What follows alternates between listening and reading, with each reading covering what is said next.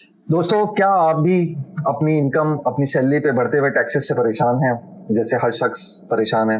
तो आपको बताते चलें कि हमारे पास कानूनी तौर पे एक ऑप्शन है, जिसमें आप अपनी इनकम का कुछ हिस्सा इन्वेस्ट करके अपने टैक्स का कुछ हिस्सा कानूनी तौर पे जायज़ ज़राए से बचा सकते हैं। और इसको पाकिस्तान की हुकूमत अलाउ करती है ऐसा करने के लिए, सिवाय इसके कि वो पैसा आप कुछ अरसे तक इस्तेमाल नहीं कर पाएंगे। और ये काम करने के लिए अब आपके पास चंद महीने ही बचे हैं, क्योंकि ये साइकिल जुलाई से जून तक का होता है और जून आने के बाद नए साल का साइकिल शुरू हो जाएगा।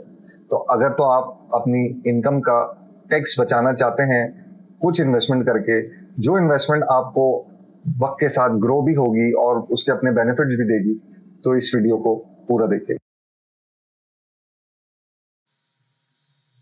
अच्छा जी, सबसे पहले तो हम एक वेबसाइट खोल लेते हैं कोई भी टैक्स कैलकुलेटर के लिए।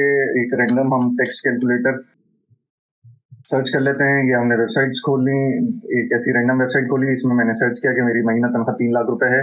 तो ये मेरे पास आ गया मेरी माहाना तनख्वाह। अगर हम इसको एक्सेल पे ले लेते हैं, ये हो गई साल की तनख्वाह, ये हो गई महीने का टैक्स इतना हो गया, ये मौजूदा रेट्स के हिसाब से, और साल का टैक्स मेरा ये हो गया।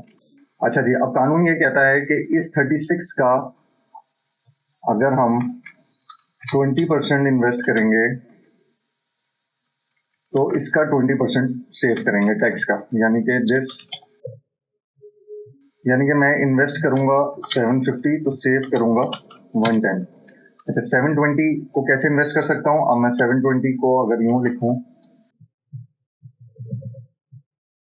तो ये मैं हर महीने इन्वेस्ट कर सकता हूं। यानी कि मुझे हर महीने 60,000 रुपए जमा करने हैं, तो मुझे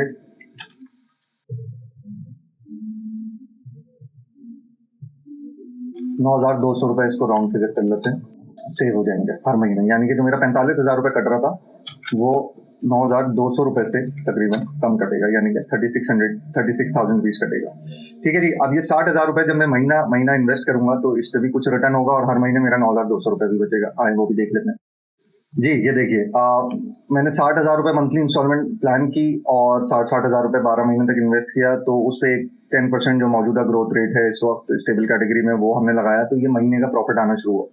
ये महीने का प्रॉफिट अगले महीने के लिए प्रिंसिपल बन गया। आपने एक नए 60,000 रुपए फिर इन्वेस्ट किए, फिर उस पर मजीद प्रॉफिट हुआ। होते होते आपने 7,20,000 रुपए जो आपको चाहिए थे इन्वेस्ट किए, जो कि 7,60,000 रुपए at the end of the period बन गए। यानी कि 40,000 रुपए ने का आपने बेनिफिट भी ले लिया। उसके अलावा आपने 1,10,000 रुपए का टैक्स भी बचा लिया। अब मैं अगर इन दोनों को प्लस कर लूं तो ये पूरे साल में आपको 1.5 लाख रुपए का मुनाफा हो गया। यानी कि हर महीने आपको 12,500 रुपए का औसतन इसमें बेनिफिट ऐड होता चला गया। तो दोस्तों, ये एक पूरी प्रोसेस होती है पेंशन फंड की क्लेम करने की। इसको आपने अपने एम्प्लॉयर को दिखाना होता है कि मैंने इन्वेस्ट किया हुआ है, और इस तरह से आपकी ये वैल्यू बनती चली जाती है, बचती चली जाती है। बहुत आसान सिंपल करके बताया है आपको। पहले अपना टैक्स कैलकुलेशन चेक कर लें, सैलरी स्लिप से देख लें, उसके बाद उसकी इन्वेस्टमेंट का वैल्यू निकाल लें महीने के हिसाब से, और अकॉर्डिंगली आप टैक्स क्लेम कर लें। अच्छा, अब बात रही कि हम इस वक्त फरवरी या मार्च में हैं, आगे टाइम कम है, जून में ये साइकिल पूरा हो जाएगा।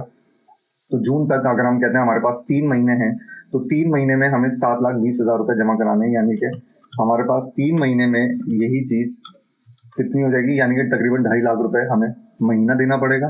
और यही चीज हमारी टैक्स में जो 9,200 रुपए महीना बच रही थी, वो 36,000 रुपए महीना 3 महीनों में बचना चाहिए। फॉर 3 मंथ्स अगर मैं यहाँ लिख देता हूँ, और ये फॉर 12 मंथ्स। ठीक है जी। तो ये इस तरह से कैलकुलेशन आपकी बचना शुरू हो जाएगी। ये 2,40,720 बन जाएंगे आपके 3 महीने के अंदर, और इसी तरह से ये कम्युलेटिव 1,10,000 रुपए का तकरीबन आपका टैक्स सेव हो जाएगा। मार्च अप्रैल के महीने के बाद अगर आपने इन्वेस्टमेंट की तो फिर आपके पास इसको बचाने का चांस कम हो जाएगा। फिर ये आप पूरे पैसे अपने टैक्स कैलकुलेशन में बाहर नहीं निकाल पाएंगे, क्योंकि फिर आपका इतना टैक्स बनता ही नहीं होगा कटने के लिए। मिसाल है 45 वाली फिगर को अगर हम लेते हैं, एक महीना समझेंगे, जून हो गया, मई हो गया, अप्रैल। अब ये देखें हम, तो ये यहाँ पे 137 होगा। तो ये आपके पास वैसी गुंजाइश से बाहर चला जाएगा आपने बचाना है 1,10,000 रुपए। अभी आपके पास 1,37,000 रुपए कटना है, तो आपके पास गुंजाइश है। लेकिन अगर आपने समझेंगे अप्रैल भी मिस कर दिया और मई और जून में चले गए, तो अब आपको तकरीबन 20,000 रुपए का नुकसान हो जाएगा टैक्स बचाने में, क्योंकि आपका टैक्स ही 90, 91, 92 हज़ार रुपए कटना है, जबकि आप बचा सकते थे 1,10,000 रुपए। तो इस चीज को थोड़ा सा टेक्टफुली आपने हैंडल करना होगा। हमने देखा कि हमारे पास रिटर्न्स की भी क्या पोटेंशियल है, और ये तो स्टेबल कैटेगरी रिटर्न्स हैं, हम इसको लॉन्ग रन में जाते हैं, इक्विटी एक्सपोजर में जाते हैं, जिसको हम बाद में चेंज भी कर सकते हैं, तो इसका बेनिफिट एक अलग होता है। उम्मीद करता हूँ आपको ये बात समझ में आई होगी, कैसे वीपीएस के जरिए आप कानूनी तौर पे अपनी टैक्स को सेव कर सकते हैं। मजीद कुछ सवाल हो तो आप हमें कमेंट्स में बता सकते हैं। आप में से कितने लोग इस चीज को पहले से जानते थे, इस तरीके को, और आज तक अपना टैक्स बचा रहे थे, कमेंट में जरूर बताइएगा। फिर वक्त के लिए मुझे इजाजत दीजिए, इंशाल्लाह अगली वीडियो में फिर हाजिर होंगे। अल्लाह हाफिज।